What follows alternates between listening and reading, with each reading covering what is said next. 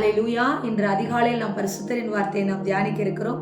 இந்த நாளிலே கூட நீதிமொழிகள் 24வது அதிகாரம் 9வது வசனம், தீய நோக்கம் பாவமாம், தீய நோக்கம் பாவமாம். ஆம் தேவ ஜனமே, ஒருவன் நமக்கு தீமை செய்யாதிருக்க அவனுக்கு நாம் தீமை செய்ய வேண்டும் என்று நினைப்பதே பாவமாயிருக்கிறது. ஆம், இந்த நாளிலே கூட நாம் அநேக ஜெபங்களை ஜெபிக்கிறோம், உபவாசங்களை இருக்கிறோம், வேத பண்டிதர்களாய் இருக்கிறோம், வேத வசனங்களை தியானிக்கிறோம்.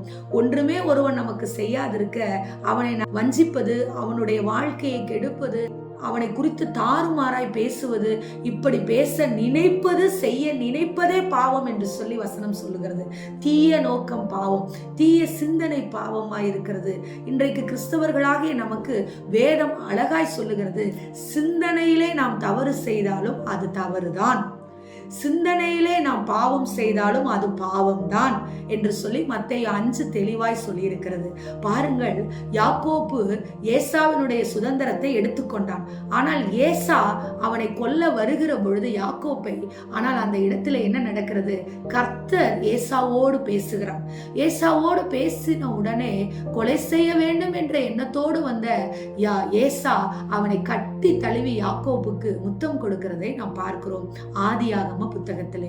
ஆம் தேவ ஜனமே, தீமைகளை நன்மையாக மாற்றக்கூடியவர் நம்முடைய தேவனாயிருக்கிறார். அவர் நன்மை செய்கிறவராகவே சுற்றி திருந்தாராம். அப்படிப்பட்ட தேவனுடைய பிள்ளைகளாகிய நமக்கு தீய நோக்கம், பிறரை கெடுக்கிற காரியங்கள், பிறரை பிரிக்கிற காரியங்கள், பிறரை வஞ்சிக்கிற காரியங்கள், பிறரை தூஷிக்கிற காரியங்கள், பிறரை கேவலமாக பேச காரியங்களை நினைத்தாலே பாவம் என்று சொல்லி, சிந்தனையிலே கொண்டு வந்தாலே பாவம் என்று சொல்லி வேதம் அழகாக சொல்லுகிறது. எனவே இந்த காலை நேரத்திலே உங்களே நீங்கள் சுத்திகரித்துக் கொண்டு இந்த நாளை தொடங்குங்கள். ஆசீர்வாதமாக இருக்கும். ஆமென். ஸ்தோத்திரம்.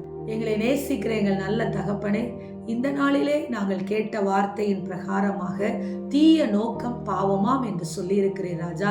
தீய நோக்கத்தோடு நாங்கள் பேசாதபடிக்கு, தீய நோக்கத்தோடு சிந்திக்காதபடிக்கு, தீய நோக்கத்தோடு பிறரை கெடுத்து வாழாதபடிக்கு அப்பா உம்மையே முன்வைத்து ஆண்டவரே, உம்மை நன்மை செய்கிற தேவனாகிய உம்மை முன்வைத்து நாங்கள் வாழ எங்களுக்கு கிருபை கொடுங்கப்பா. இயேசுவின் நாமத்தில் அந்த கிருபையை பெற்றுக்கொள்ளுகிறோம் நல்ல பிதாவே. ஆமென். Praise the Lord. ஹல்லேலூயா.